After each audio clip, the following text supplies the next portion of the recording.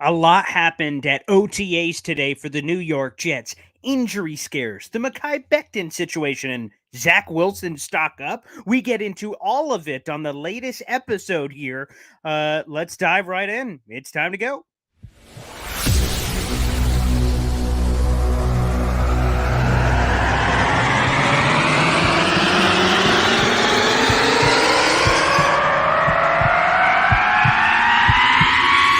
Zoinks!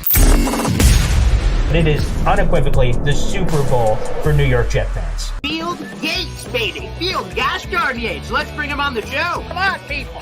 Connor Rodgers is joining the show. What's up, Connor? But Trevor Gosh darn Sycamore, baby, for me, personally, my favorite New York Jet of all time. Wow, it's great to be on. What an intro that was right there. Paul, nobody does an intro like you, man. Paul, you give the best intro of literally any podcast that I've ever been. I'm gonna lose my gosh darn bananas.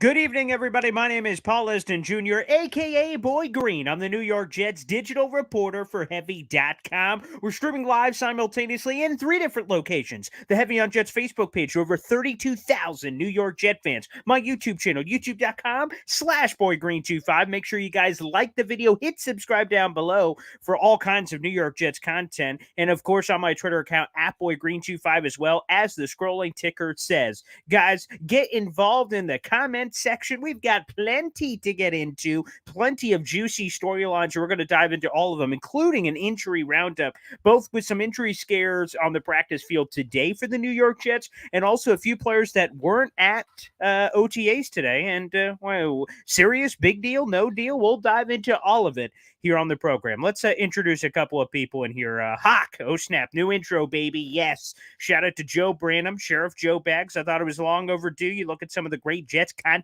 creators out there, they all have great interest. So this was something I've been wanting to do for a while. Booyah, push the chips in, and he did a phenomenal job, so I really appreciate it.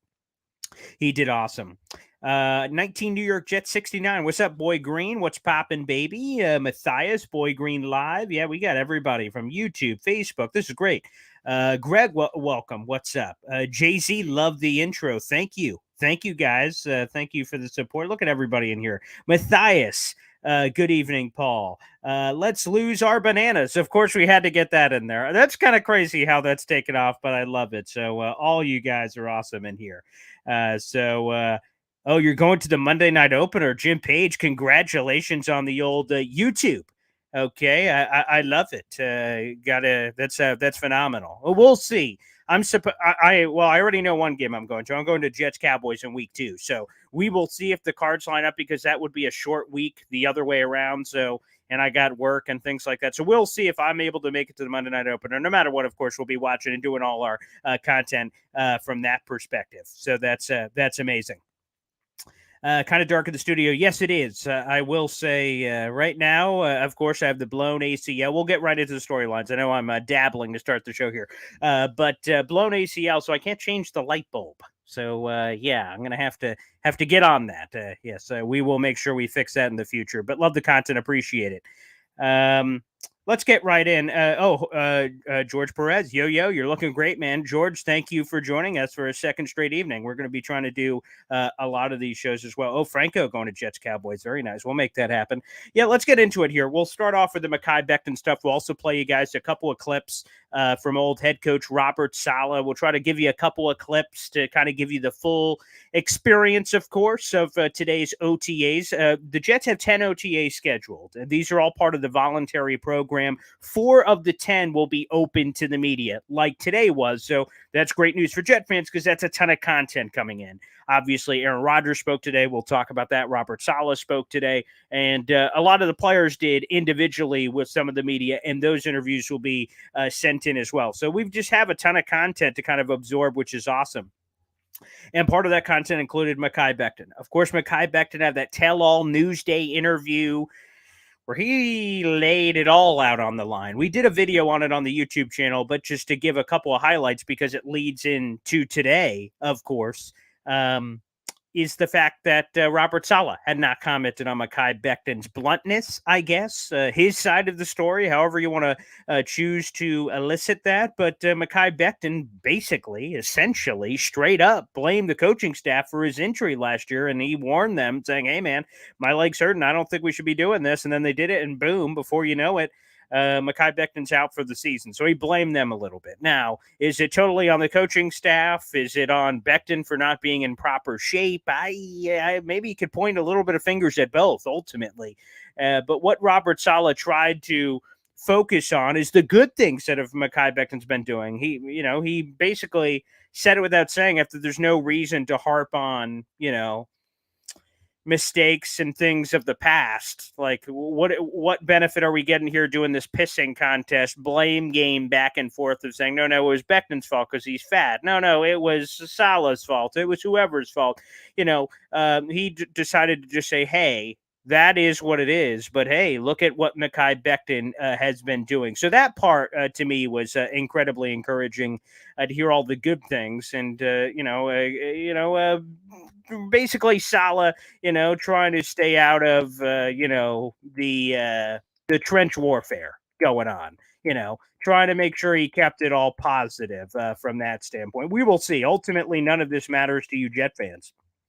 The thing that matters is, can he get on the field? And if he gets on the field, then all of it's going to matter. I was going to play the Mekhi Becton clip, but I just saw it's too long. But long story short, he just praised him for, being in the best shape of his life. We hear that every offseason, being in the best shape of his life and making all these, he just checked off all the boxes except playing on the football field. So we need to see him ball out to be part of that. So some, as we just saw there from Jay-Z, are kind of sick of, him complaining, but I just want to see him on the field. So the whining, complaining, whatever, it's irrelevant to me.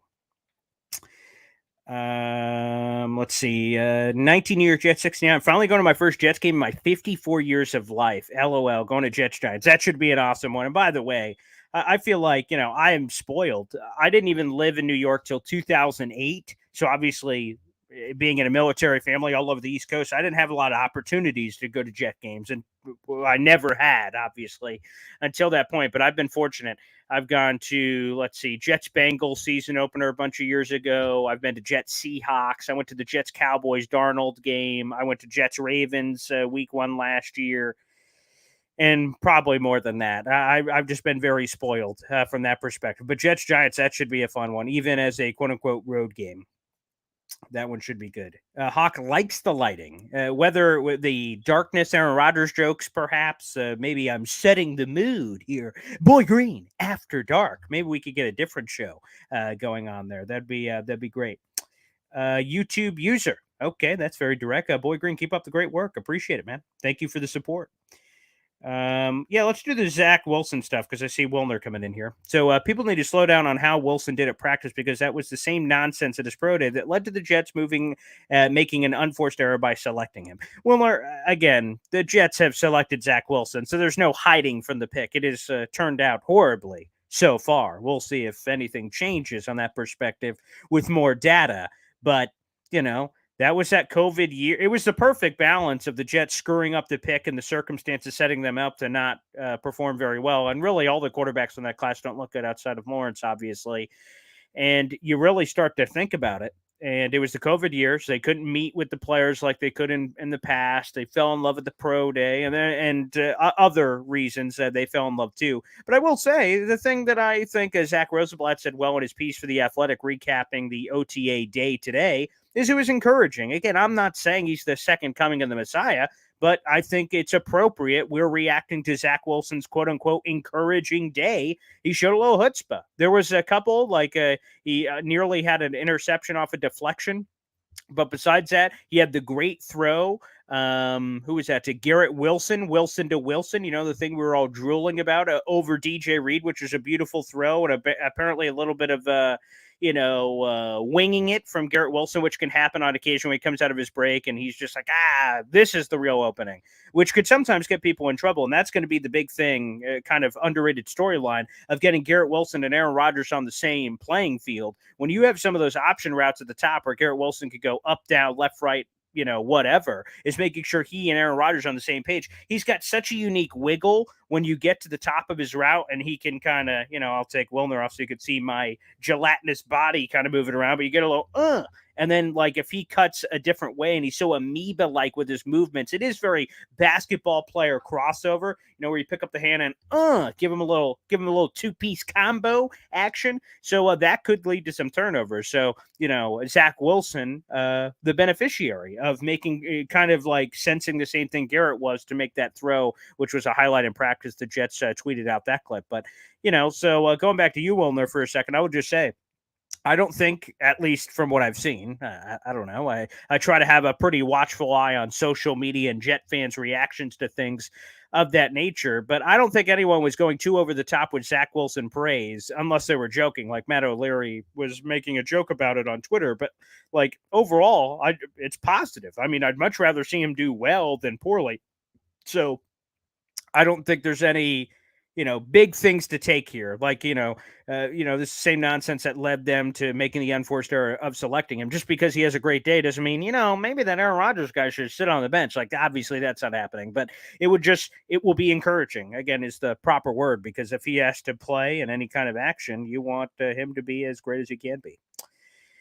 Matthias, Aaron Rodgers really taking control per Uzama and Brees, I'm assuming is what you're saying. Yeah, that's a part that I assumed was going to happen with Aaron Rodgers coming in, because let's be honest, it's like the guy coming in with the credibility. He's got the Super Bowl ring, 4-time NFL MVP. When he walks in the room, people are like, whoa, Aaron Rodgers. Like, the Jets, for as good as they played last season, they were 7-10. And then they haven't had a winning season since 2015. So one winning season in the last 12 years. They haven't been to the playoffs, obviously, with the NFL's longest active playoff drought since the 2010 season. So, like, when Aaron Rodgers comes in and he makes some suggestions, kind of takes the reins, I think he senses he has to take the reins. And it's not like it's just him, but there is this latitude. He explained it beautifully in the presser today with him and Nathaniel Hackett. One of the big reasons Aaron Rodgers is at OTAs, besides it's a new team and all that, is he knows the offense like the back of his hand, so he can help Nathaniel Hackett install it. And obviously it helps to have Aaron Rodgers and the offensive coordinator, so you can learn the nuances of Aaron Rodgers, work on some kind of things of that nature, try to work through some of the kinks. So that's a big thing for him and why he showed up. So again, to the point where, after the first OTA practice, he kind of gathered the guys up to clean your shit up.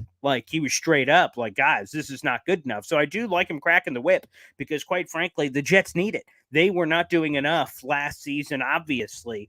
So that's another really encouraging sign. Again, we all had the scare. I had a video up on it on YouTube earlier, a quick offline interview. We're doing or offline video. We're live right now, obviously, so we could talk about it. But, the Aaron Rodgers calf strain scare, I'm like, oh no. And then the Alan Lazard scary thing where he goes down and he's in incredible pain. I'm like, oh boy, here we go.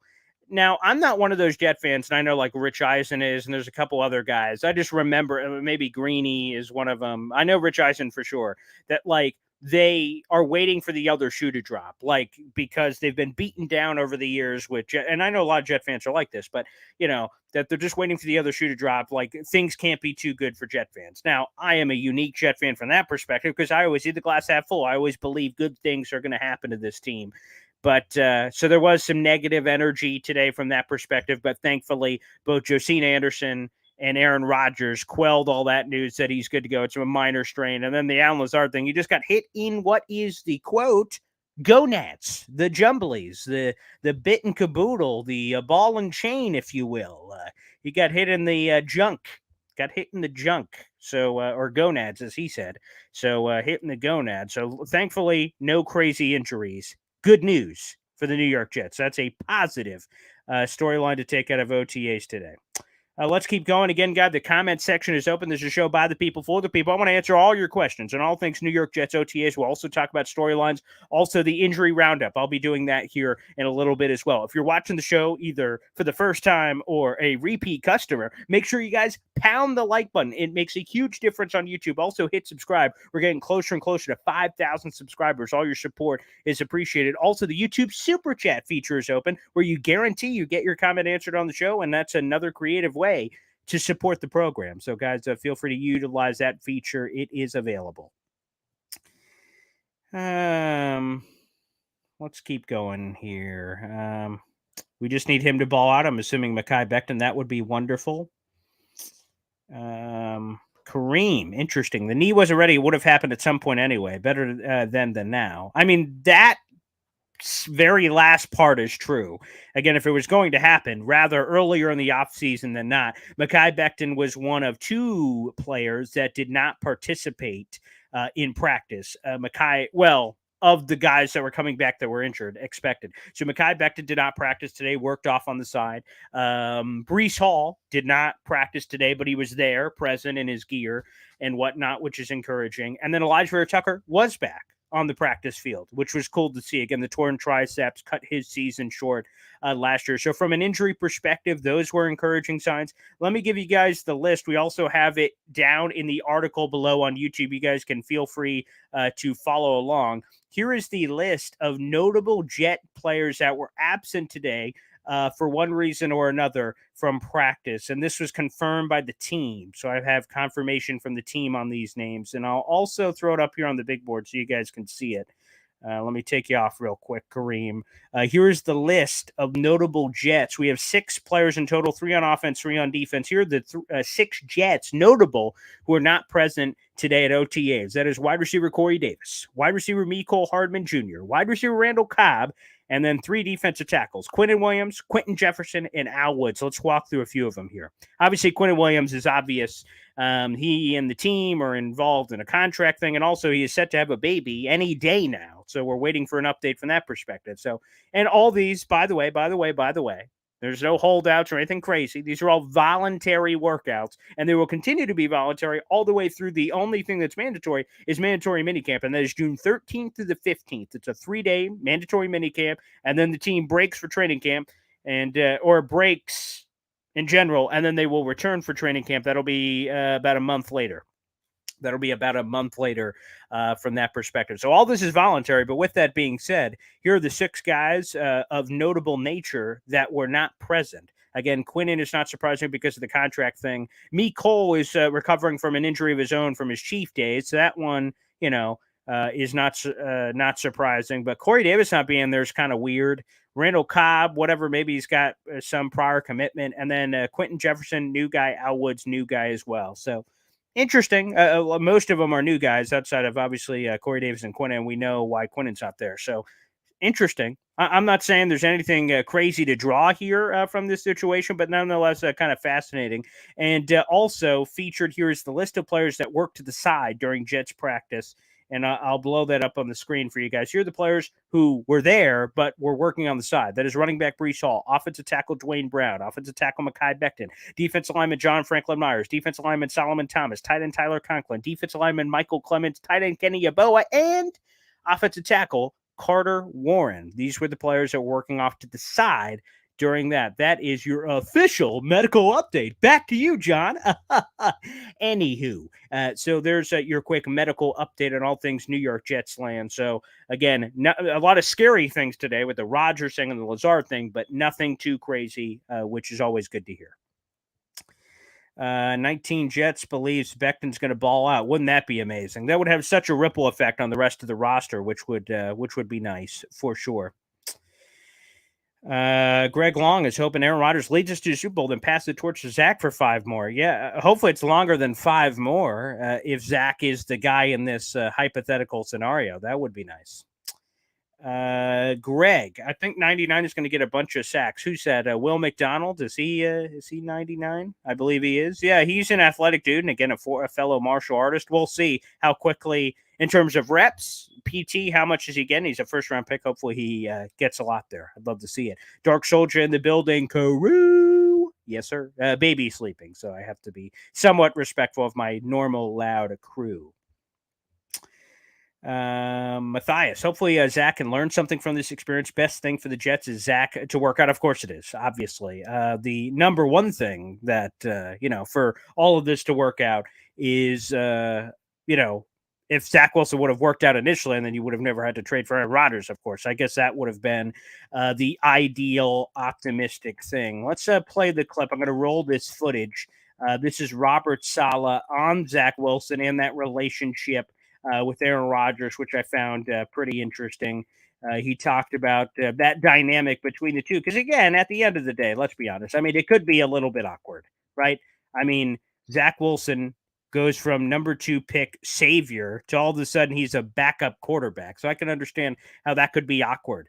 So let's throw that on. I see we have a super chat, and we'll get to that in just a second. But let's roll the footage. Here is Robert Saleh on that Zach Wilson Aaron Rodgers dynamic. Let's roll the footage here. This one from OTAs, the presser earlier today. Here we go. Roll the footage. How's the dynamic been between Zach and Aaron? How have they kind of been in the same building for a little bit? I think it's been good. Thought Zach had a really nice day yesterday. He's been a sponge. I think Zach has handled this as good as a professional can handle this. I'm excited for him because I think he's approaching this in a way where I think he can grow from this with the mindset at which he's approaching. And there's no doubt in my mind that Zach is going to. And then the end of the clip that's ending up cutting there is just that he has no doubt in his mind that Zach Wilson will ultimately deliver on the promises and still be the guy from that perspective. I'll get back to the comments, try to in chronological order, but like I said, the YouTube Super Chats always skip the line. Let's go to George Perez here jumping in. George, as always, thank you for the support on the program. Challenge of the night, no less than 40 likes. They are free. If someone wants to beat, match, or approach the Super Chat, go for it. Yes, let's start a pissing match of super chats. That would be absolutely brilliant. So guys, feel free to follow online here with George. And yes, guys, if you're watching the show, and even if you don't have the funds to be able to contribute, the free way to contribute is, of course, by liking the video and hitting subscribe. That's what every single one of you can do. If you're watching, I'm looking you in the eyes right now, sort of. It's hard to see with my glasses because, all this going on. But again, that's a free way all of you guys can contribute to the show is by, even if you're watching on Facebook or Twitter, open up a new tab, go to youtube.com/boygreen25 and join the army, baby. So make sure you do that. George, again, with the YouTube Super Chat, you see it's a different color, gets a special shout out and things of that nature. But yes, guys, feel free. Keep a conga line of Super Chats going. We'd really appreciate it. Thank you. It helps keep the lights on here for the show. So I always appreciate when you guys do that. Yeah, let's give you the quick roundabout real quick on the Zach Wilson stuff. Of course, when we get into this world of, Zach Wilson passing numbers counting, right? We normally don't have to do that with Aaron Rodgers, but he never really got on the field. So Zach Wilson moved up to the number 1 quarterback spot. It was a light practice overall, according to Zach Rosenblatt. 7-on-7, no contact, but Wilson mostly looked pretty good. He completed 12 of 14 passes. One of the incompletions was deflected off Garrett Wilson and nearly picked off. And he had this laser to Jeremy Ruckert, laser hit with a beautiful downtown pass just past DJ Reed, which was the Garrett Wilson highlight of the day. So again, Zach Wilson looked good. So that is the quick Zach Wilson report. And again, don't be surprised. He's going to be getting a ton of the reps. I mean, like all of the preseason reps, a lot of these other opportunities as well, which quite frankly, I'm pretty excited about to see what's going to be happening there from that perspective. Absolutely. Let me catch back up. I'm not sure where I left off on the comments, but I'll just kind of try to throw myself back in here somewhere.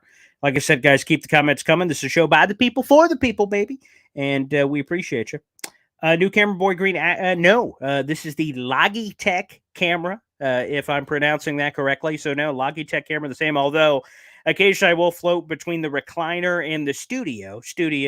I'm kind of sitting awkwardly. I've got this full leg brace on. I can't move the camera as easily over here on the studio, but full leg brace on from ankle to hip. So it's a little awkward, just kind of hanging out like a piece of sausage at a window right now. But hey, I want to make sure you guys get the great quality. What if I show you that awesome intro video and then I'm like sitting on my recliner? I mean, there's a little bit of a disconnect there. So try to give you guys the best content quality possible. But appreciate that, Red John. Ooh, there you go, Carlos. I will be attending the Jets-Patriots game on September 24th. That's going to be a doozy. I mean, obviously, there's the emotion. There's a lot of that happening with the New England's streak and what could be happening in that game. Obviously, you got the Bills game, which I believe the Jets could beat anyone on the schedule. But you have that Bills game, you have the Cowboys game, and then that nice home game against New England coming back after the Cowboys game. Like, whoo, that energy should be palpable, I would imagine. So I'd love nothing more than the Jets to give them the business. Boy Green, how you feeling? Yeah, well, I've got part of the robotic leg off in terms of the ACL. So I've got a part of that off, which is nice. And then some more at-home physical therapy. It is incredibly intense. So for anyone who's ever had a serious surgery or anything of this nature, the physical therapy is absolutely bonkers. Incredibly painful, but you just got to keep powering through. That's the key. So I'm hoping I could do a lot of really great work during the summer and then be ready for the season for everything that could entail for that perspective. Let's see. Feel good for Zach. I love to see the positivity there. That's nice. Justin with a wide receiver question. Garrett Wilson, Alan Lazard, Mecole Hardman. How do you feel about those guys being our week one starters? Yeah, I think a lot of people are underrating the fact that Mecole Hardman could be the starting slot. I don't think there's been a lot of buzz about that, Justin, so that's a good one. Lazard obviously was just paid $44 million. We'll see on the Corey Davis thing. The Jets team keeps saying, oh, he's on the roster, he's on the roster, he's on the roster. But again, I think if he's on the roster, you probably have to do a similar restructure that we saw with Carl Lawson. So keep an eye out for that as that situation progresses. I think the Aaron Rodgers restructure is going to be announced here pretty soon. But Garrett Wilson is, of course, a starter. Mecole Hardman's a sneaky starter at the slot that I don't think a lot of people are talking about. There is, of course, a possibility of rolling out Garrett Wilson, Alan Lazard, and Corey Davis because Garrett Wilson can float. He can play inside. He can play outside. Quite frankly, all these guys can. Corey Davis in, out. Alan Lazard in, out.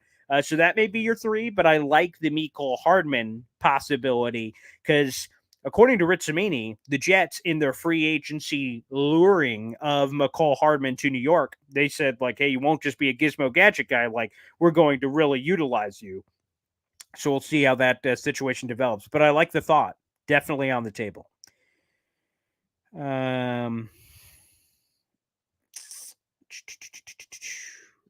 Hawk here. We should feel blessed. So we really have two starting caliber quarterbacks on the team in a year that we're trying to win it all. We have great depth at almost every position. Yeah, let's go through a couple of them. Running back, I'm really concerned with. So I'm a little bit against the tide there with people because, again, Breece Hall's coming off a torn ACL. That one, like, man, how ready is he going to be? How quickly can he get ready? That one is up in the air to me. Michael Carter's coming off a rough year. Zonovan fizzled at the end of the year. Izzy's a rookie. There's a lot of question marks to me in that running back room. I'd feel a little bit better if they signed a Leonard Fournette and Ezekiel Elliott, Kareem Hunt, any of those guys, or obviously made a big flashy trade, but probably more realistic is a veteran. I would like to see them add to that. But yeah, tight end you feel pretty good about. The offensive tackle position, you got Billy Turner, Max Mitchell, Dwayne Brown, Mekhi Becton. You feel pretty good there.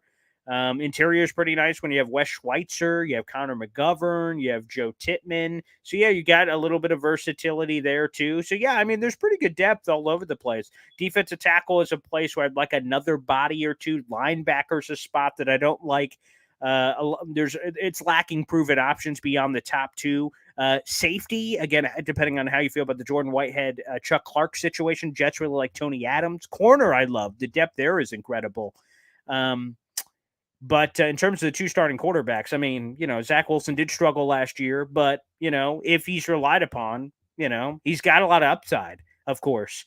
But, like, who else is an upgrade? Is Nick Foles an upgrade? Is Teddy Bridgewater an upgrade? I don't know. Like, what have those guys done? So, I know Nick Foles has literally won a Super Bowl MVP, but, like, you got cut by the Colts. The Colts need as many quarterbacks as you can get. Like, what did the Jets know that the Colts wouldn't for, like, a Nick Foles or the Dolphins with Bridgewater, whoever, you know what I mean? So that one will be interesting. And Jim, I hope you're right. I hope Zach does shock the world in a few years. I will not be giving up on him. That's for sure. Bernard, are they having OTAs tomorrow too? Yeah, they're having 10 OTAs in general. Only 4 are open to the media. The next one open for the media, I believe, is next Wednesday, the 31st. That's the next one you guys are going to get a lot of buzz about outside of whatever the team chooses to open up to the fans, like any of their own content, because obviously they have their own team, Ethan Greenberg, Caroline Hendershot, Eric Allen. They've got a team of digital reporters and they share their own content. But the media stuff from like Connor Hughes, Ritz Media, those guys, that's only going to happen 4 times. The next one's next Wednesday, the 31st. So we'll see how much info and data and all that other stuff we get from them on that. Okay, let's keep going here on the comments. Anthony Joseph, Boy Green, do you think Aaron Rodgers' injuries will affect our preseason regular season plans? Absolutely not. It's way too early. The season is 3+ months away. It seems like it's a minor calf strain. The Jets are playing it safe. It's May 23rd. Like, why put Aaron Rodgers out there for a couple of reps in OTAs? So more reps, the better for Zach Wilson. So no. And then in terms of the preseason plan, I would be flabbergasted if Aaron Rodgers plays at all. And really, Robert Saleh has been dropping hints about this for a while. He really believes the joint practices are where you could get a lot of work in and then thus use the preseason games as kind of this, what's the best way to put this? Like a, kind of a simulation for games and then put players that you're kind of weighing at the bottom end of the roster, like who deserves it, who doesn't. Like you're making those kind of decisions with the game. Aaron Rodgers obviously is making the roster. So I'd be surprised if he plays at all in the preseason, quite frankly. And that regular season, of course, the starters are going to start outside of injury, of course. So no, I do not believe there's any effect there. But good thought. Good question.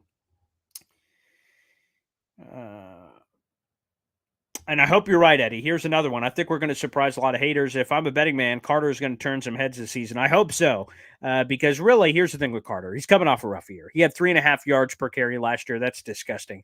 He's been struggling since he came into the league with, receiving out of the backfield. And here's the problem. Michael Carter is, 5'8" on a slanted hill? Hey, I'm 5'3". I'm not trying to throw rocks from a glass house here. We're both vertically challenged. But when you're vertically challenged, you got to bring something else to the table. Like if you're short, like, okay, but I'm like the fastest man on the planet. Like, oh, okay. Like he's not. He gets caught from behind all the time. So he's like missing that extra gear. That's a problem. He can't consistently catch a ball to the backfield. That's a problem. He's questionable in pass protection because he's like, a little guy. So when you put all that together in the blender, there's some missing there. Now, I'm not saying Michael Carter's a scrub, but he hasn't played great last year, and there were the flashes in year one. Hopefully, he bounces back. And again, I think it's proven that he can't be the guy, but can he be a guy in a committee? Yes, I think so. So hopefully he does surprise. I'd love to see it. Tyrap, what's up, Boy Green? How's your day going? Pretty good. Very busy, of course, with the Jets OTAs, which is great. So team content, my content, write articles for heavy on Jets, of course, do the videos here. So, yes, very busy day. Thank you. Let's see.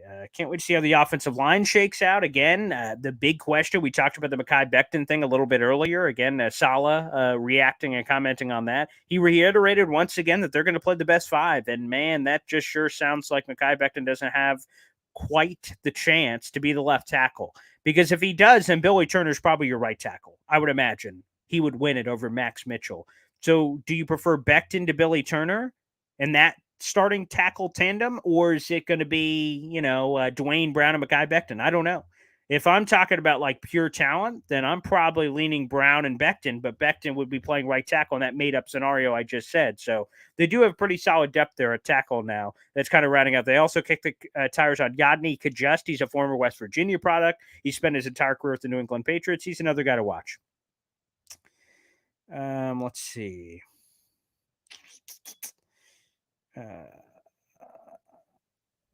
James Jameson. Think we could trade for Cooper Kupp? $23 million cap hit. Rams might want to unload his contract. We got to this point. I don't think they will. But James, I'm going to be honest. This is a Jet show, not a Ram show. But I would just say in general, if I'm the Rams, here's what I say. Here's kind of a philosophy of sorts. Okay. You either want to be competing for a Super Bowl or competing for the number 1 pick. The worst possible place you could be is purgatory in the middle. That's the worst, because that means you're going 8-9, 9-8, not good enough to win a championship, not bad enough to have a top pick. So you're just floating in no man's land. So the Rams, as this team that stinks. Okay, they won the Super Bowl, and I've got a really good friend who's a Rams fan. He actually made the intro video for us. He's a diehard Rams fan, and they won the Super Bowl. God bless. Hey, if the Jets could win a Super Bowl and it sucked for a decade, I would do it, because obviously the Jets were stuck for a lot longer than that, and it's been a long time.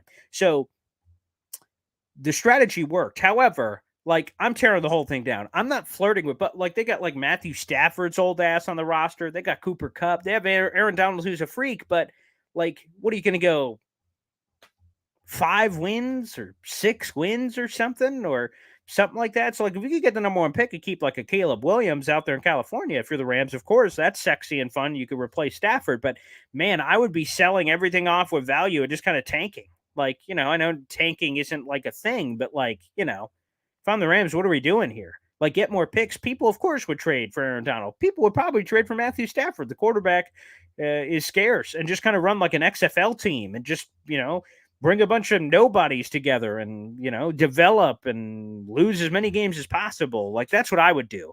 But no, if I'm being honest, James, no, I don't believe they will. Now, maybe they trade for a receiver, DeAndre Hopkins, Devontae Adams. Could that happen?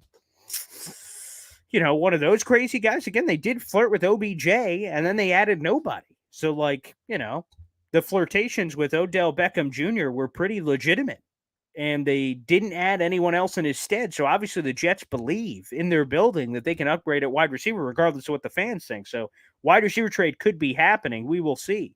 Again, the Corey Davis situation also floats out there. As Anthony says, could be planning on trading Corey Davis, but it would have to be like you're getting Hopkins and then you trade Davis separately or something, which is possible.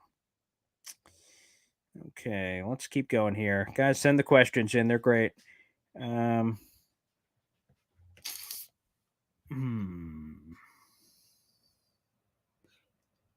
more Super Bowls is not enough for War Green. I want all the Super Bowls, if I'm being honest. I do want all the Super Bowls.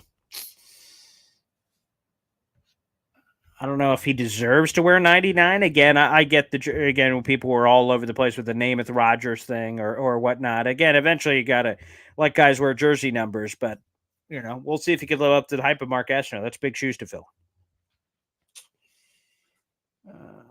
Let's see. Should have never started Zach Wilson. Yeah, Joe Douglas and Robert Saleh Company have actually been pretty candid about that this offseason. They believe they botched that situation.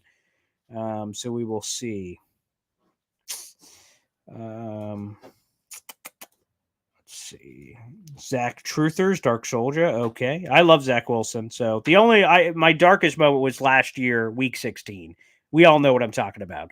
The primetime game. That's the one that, I felt as bad about Zach Wilson as I could have ever felt. I was so hyped up for that game and said, man, the Jets could turn it around. They could do this. And they didn't. That one was brutal.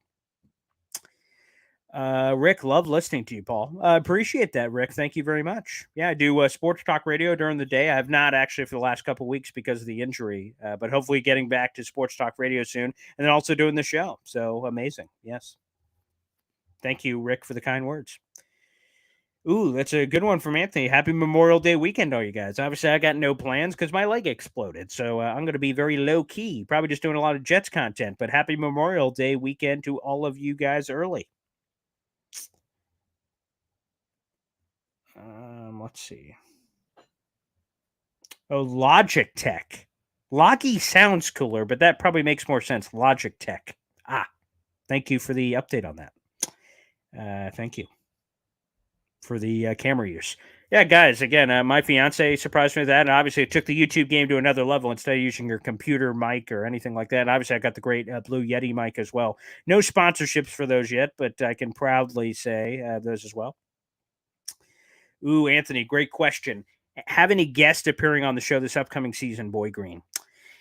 Great question, Anthony. And you've noticed that obviously some of the guests have kind of fallen off a little bit here during the summer. The ACL is unfortunately part of the reason that's kind of jumbled up the schedule. But yes, I'm in talks with bringing on a player I've never brought on the show before.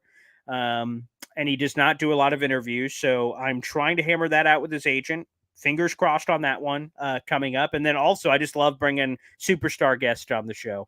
So we will have some big things for the season. Absolutely. But I'm trying to set some cool stuff up for the summer. So TBD, everybody, on guests. But the one big one I'm working on is a current Jets player, and hopefully he's on sooner rather than later. So my people working it out with his people right now. That's a tease, baby. That's the tease. Where do you see Denzel Mims fitting in? I don't, to be honest, because something's got to give here.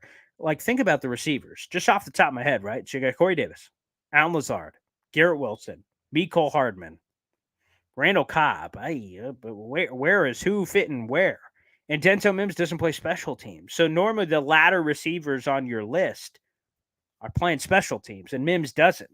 So, man, he seems like a destined trade candidate. Unfortunately for him, hopefully he gets a new beginning, but that one is kind of concerning. Kareem Hunt is a free agent, and I can confirm that the Jets tried to trade for him last year. They certainly made the call. They talked to the Browns about it, but they did not like the price of a fourth-round pick. And now he's a free agent. He could be had just for a bag of money. We'll see what happens there.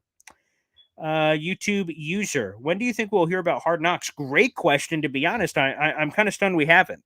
Are they going to let the Jets finish out this series? We saw, of course, shout out to the Jets, episode 1 of Flight 23 Ascension dropped last week. It's the most viewed video in the Jets YouTube One Jets Drive world. So shout out to them. They did a great job. And yours truly appeared on the show. Coincidence? I think not. Obviously. Look, I show up on the show. They break records. I mean, it's science, baby. So if they put more Boy Green on, more great ratings are guaranteed. But they have 2 more episodes, one dropping this Thursday, one dropping the following Thursday. Is Hard Knocks doing them a solid by waiting? Probably not. I would imagine, no offense to One Jets Drive, why would Hard Knocks care about the Jet schedule? So we have no idea why they're waiting. Again, to reiterate, last year, Hard Knocks announced the Detroit Lions being their team in March. It's May 23rd. What the hell are we waiting for? So that one I'm unclear, YouTube user. It doesn't make any sense.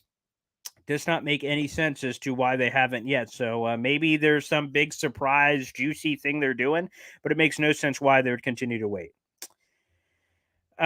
Justin here. How do you feel about the safeties? I would love if Chuck, can play free safety, or Ashton Davis, my sleeper pick there, but he's primarily a special teams player. I would love Jordan Whitehead at strong safety, but I would love your opinion. Yeah, let's dive into this in a little bit of detail.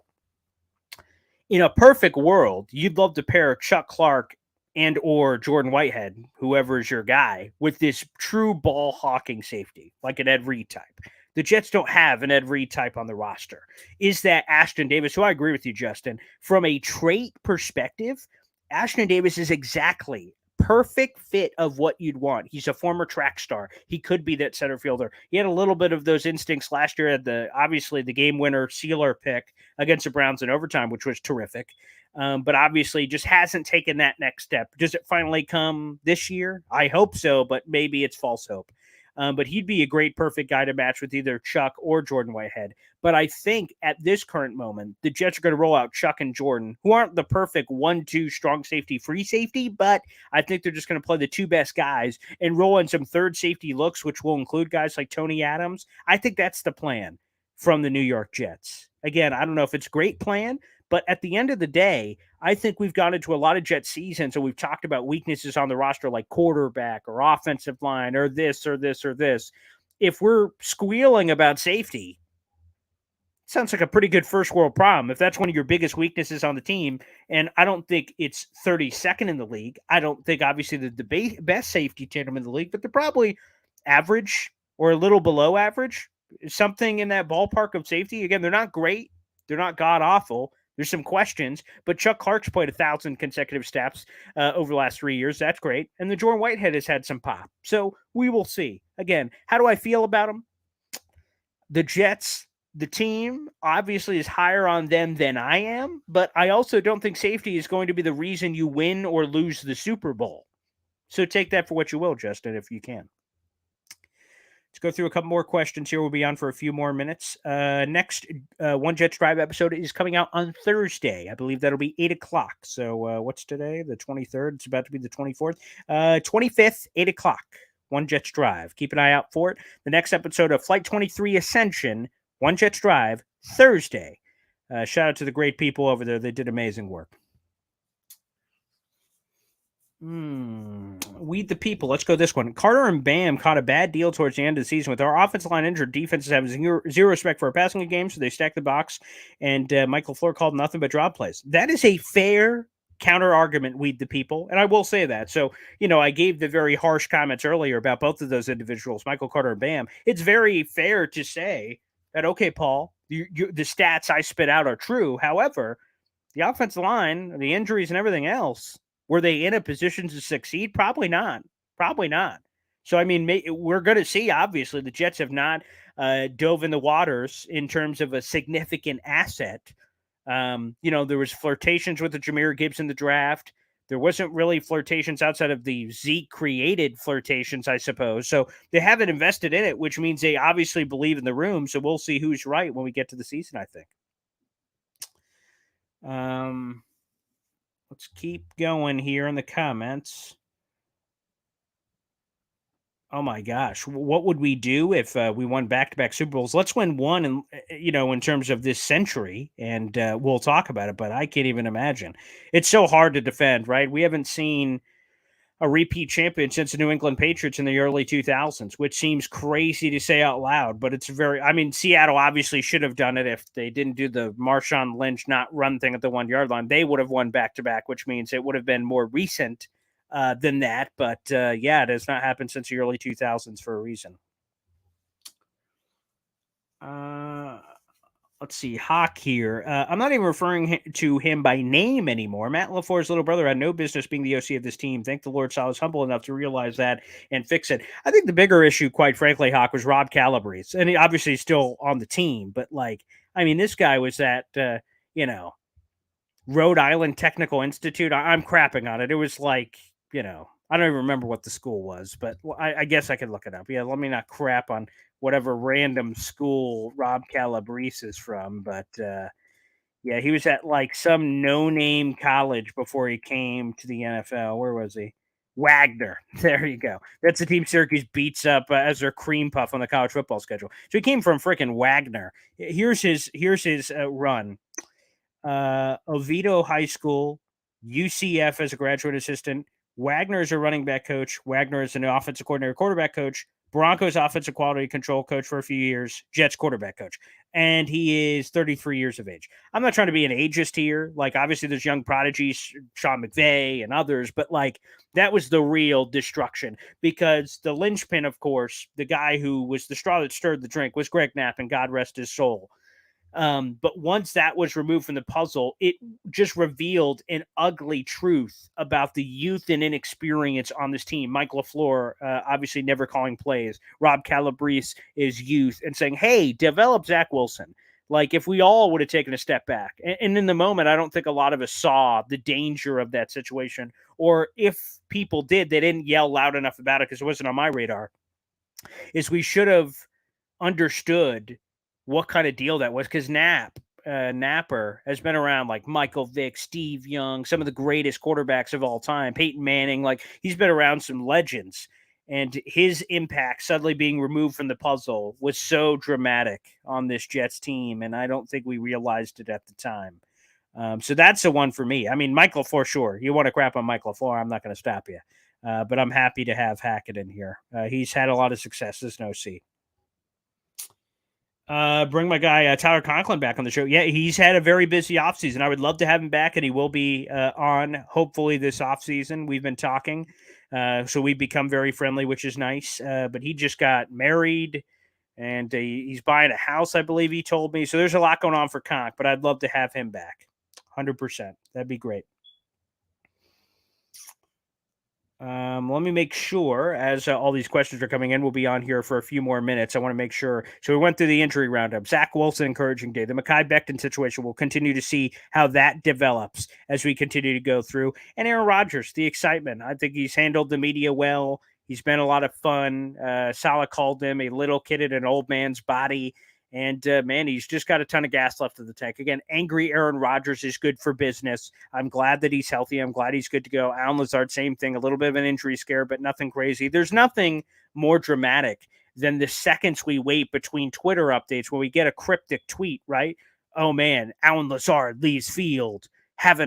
He hasn't returned. And then all of a sudden we start getting a little crazy. We're like, oh, God. or Aaron Rodgers off to the side, doesn't have his helmet. And you're like, oh no. Oh, please, God, no.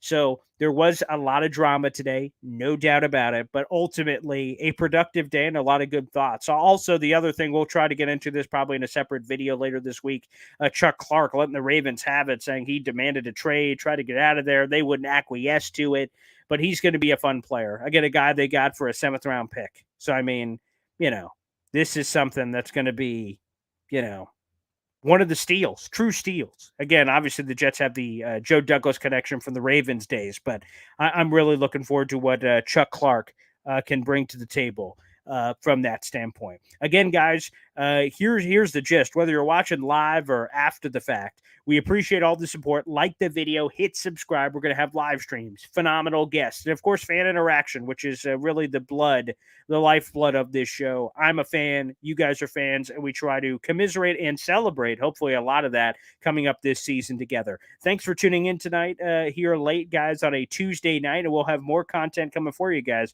right here on the channel. Thanks, everybody. We'll see you next time.